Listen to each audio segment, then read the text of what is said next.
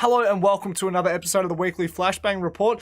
I'm your host Robert Monday, and today we're going to be diving into the eXTREMESLAND closed qualifiers which took place over the weekend, which have seen 4 teams book themselves a spot at Melbourne Esports Open this weekend. So we'll set the scene for that event as well, having a look at what we could possibly come to expect. Without any further wait, guys, let's dive straight into it.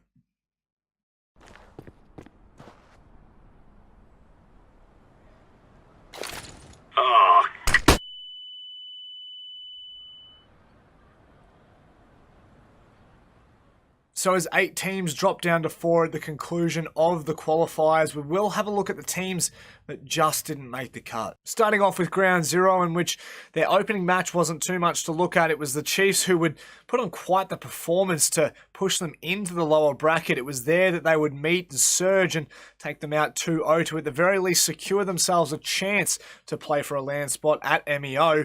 They were up against Legacy, and you knew it was going to be somewhat of a close match, but 6 rounds shy of the full regulation in 3 maps. I don't think too many expected that. 16-11 would be the first map in the favour of Legacy. Ground Zero would bounce back and bring the second map 16-14 to at least push it into a third and give themselves a fighting chance at heading to the land, but inevitably, it would be Legacy that would prevail in this matchup and unfortunately knock Ground Zero out of the tournament. Similar to that of the Ground Zero boys, unfortunately ANZ didn't get off to the greatest start in their qualifier.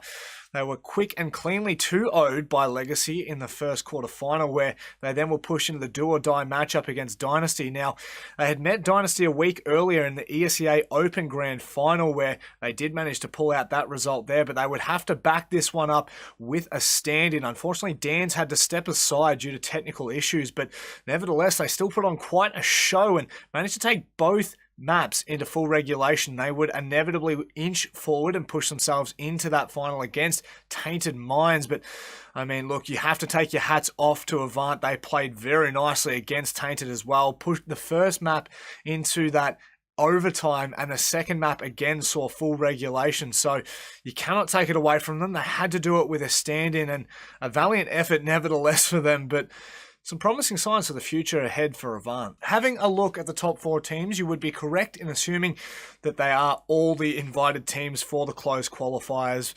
It's what we would have expected, but nevertheless, there were some interesting results for these teams. But having a look, I mean, Chiefs put on quite the performance. There were people, of course, that doubted them coming up into this event, and, well, they've silenced the haters for now. They come in at top seed. They had arguably the hardest run as well, taking on both Tainted Minds and Order to see the #1 seed. They will be well and truly prepared come the land at MEO. Seeing themselves in at 2nd seed will be Order after losing the Chiefs 2-0 in the grand final of that upper bracket. Of course, then we jump across into Tainted Minds, who have secured 3rd spot after just beating ANZ in their qualifier and also seeing past Legacy in the seeding match, meaning that's right, Legacy is coming in at 4th seed, so things should be very interesting heading into this weekend. With MEO now setting the stage and the matches all ready to be played, we look to the 1st of September on Saturday, guys. That's where the semi-finals will be played. Of course, you can see Chiefs taking on Legacy, Tainted Minds taking on Order,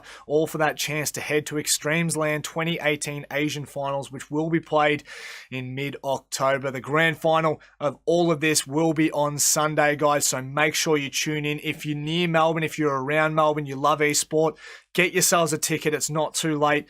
Get down there and watch what will be an absolute cracker of a weekend. So guys, unfortunately at the conclusion of this video, we do have to turn to a bit of a sadder note. Overnight, for those of you who aren't aware, there's been a shooting at a Madden event, an esport event in Jacksonville, Florida, in which 3 people have lost their lives and many more have been injured. So on behalf of myself and everyone here at Respawn Ninja, guys, we want to extend to the victims, the friends, the family, and the communities as a whole our love, thoughts, and prayers, guys, and we stand with you.